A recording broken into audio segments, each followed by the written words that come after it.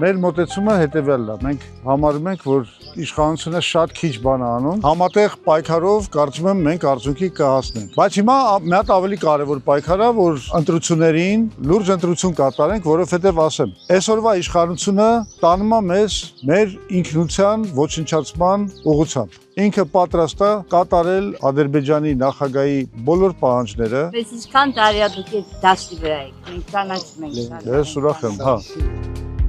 Այսօր երիտասարդությունը ցավոք սրտի ահագին գնացել է դեպի թմրամոլություն, խաղամոլություն, ու մեր ծրագրի շատ կարևոր կետերից մեկը թմրամոլության եւ խաղամոլության դեմ պայքարն է։ Մենք վստահ ենք, որ կարելի է ունենալ ինքնիշխան խաղաղություն, նորմալ հարաբերություններ Ադրբեջանի, Թուրքիայի հետ, առանց պատերազմի, ու մենք գիտենք դա ոնց է պետք անել։ Այս է, եթե կարճ ասեմ, մեր ծրագիրը։